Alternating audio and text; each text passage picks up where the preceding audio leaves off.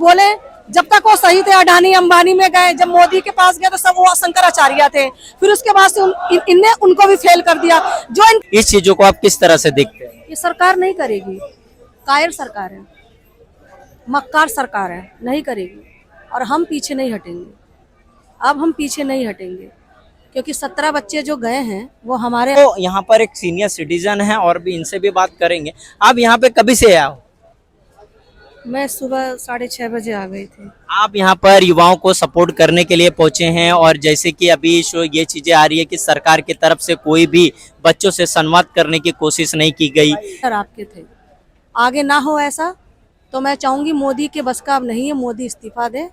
मोदी जब छोड़ेगा देश भारत, तभी भारत बचेगा। तो भारत में वो है ही कहाँ, वो तो ऐसे भी भारत के बाहर ही रहते हैं। वो भारत के बाहर रहता है, फिर वहाँ भी बेइज्जती होती है, कुत्तों की तरह भगाया जाता है, फिर भाग के आता है, फिर जाता है, उसका तो आना जाना लगा रहेगा। और हमें इसको भगाना है यहाँ से। बाहर की न्यूज एजेंसियां, ऑस्ट्रेलिया की न्यूज एजेंसियां ने 7 न्यूज ने एक चीजें कवर की कि जहां पर उनके वो बाहर से प्राइवेट प्लेन में एनआरआईज वगैरह को ला रहे थे और कहीं ना कहीं एक इवेंट चल रहा था, वहां पर दिखाने की कोशिश की गई और उसी के बाहर एक बड़ा मूवमेंट चल रहा था कि गो बैक मोदी करके, उसको यहाँ की मीडिया ने नहीं दिखाया। तो उससे बड़ी बेइज्जती क्या होगी? गोदी मीडिया नहीं दिखाएगी ना, गोदी मीडिया तो अंधभक्त है, वो क्यों दिखाएगी?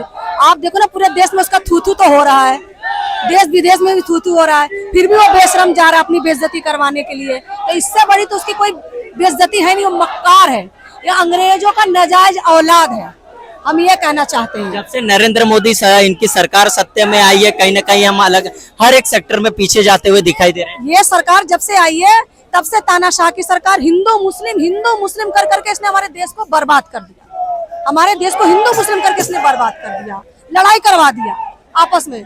और अब हम समझ चुके हैं ये सिर्फ तानाशाह की सरकार है, ये अपनी कुर्सी बचा रहा है, ये सिर्फ हमें लड़वा रहा है और अपने देश विदेश घूम रहा है। अब हम नहीं जाने देंगे, हम यही कहेंगे मोदी ये छोड़ो, भारत छोड़ के खा जाएगा, ये हमारे भारत को खा जाएगा, इसलिए कुर्सी छोड़ो, देश बचाओ, सबको यही कहना चाहूंगी मैं। पर अब मुझे कहीं ना कहीं पहले ऐसा होता था कि कोई भी जो पहले की सरकारें थी, जब वहां पर कोई आरोप प्रत्यारोप लगते थे, हमने इस देश में देखा है कि कांदा और अनाज महंगा होने के ऊपर भी सरकारें गिरती थी, गैस सिलेंडर महंगा होने के ऊपर भी सरकार का विरोध होता था। बट आज के समय इन चीजों, सरकार के सामने जो भी प्रोटेस्ट होते हैं, जो सारी चीजें होती है, सरकार उन चीजों को नहीं मानती है, सरकार को फर्क ही नहीं पड़ता। ऐसा क्यों लगता है? उसको फर्क इसलिए नहीं पड़ रहा कि पहले की सरकार जनता को समझती थी, पहले की सरकार पता था कि हम इनके लिए बने हैं, इन्होंने हमें उठाया है, सरकार हमारी है।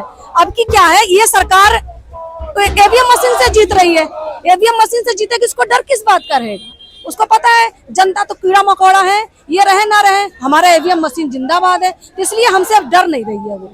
इसीलिए मैं आपके माध्यम से कहना चाहूंगी कि आप लोग या हम लोग कोई भी वोट ना दें, बैलेट पेपर से वोट दें, किसी भी सरकार को वोट दें, बैलेट पेपर से दें। ये सरकार गुंडा सरकार है।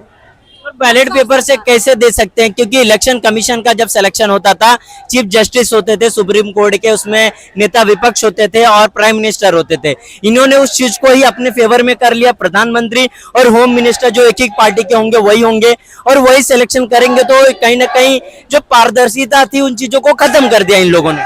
जब ही तो कह रही हूँ कि अब इस सरकार को हटाना है, क्योंकि ये सरकार रहेगी तो ईवीएम मशीन से ही जीतेगी।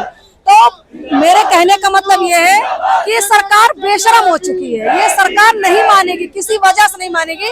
भारत को बचाना है, अगर भारत को बचाना है तो इसको भगाना पड़ेगा। और अगर वोट हम नहीं वोट देंगे, हम वोट देंगे ही नहीं, ऐसे ही रहेंगे। हम भगाने की बात करते हैं, मैं देख रहा हूँ यहाँ पर बहुत सारे जंजीस दिखाई देगा कि यहाँ पर लाखों की तादाद में लोग यहाँ पर हैं और अपने काम को छोड़ करके बहुत सारे लोग स्कूल मिस करके आए होंगे, उनके पेरेंट्स यहाँ पर बड़े मात्रा पे आए हुए हैं और सरकार को यहाँ से थोड़ी दूर पे पार्लियामेंट हाउस है, प्राइम मिनिस्टर का जो हाउस है रायसीना हिल्स है, यहाँ पर थोड़ी दूर पर, बस सरकार इन चीजों को लेकर के सीरियस नहीं दिखाई देती। प्रधानमंत्री देश के बाहर घूमते दिखाई दे रहे हैं। देखो जितने ये बच्चे हैं, बच्चे समझ चुके हैं कि यह सरकार ऐसी है, बेशरम है।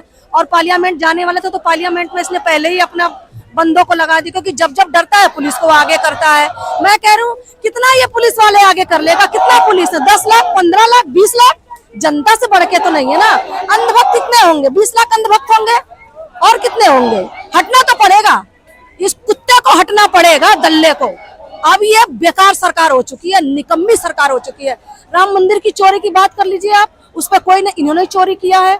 अब दूसरा कोई अगर भगवान को वो कर रहा है तो ये कह रहा है कि धर्म खतरे में है।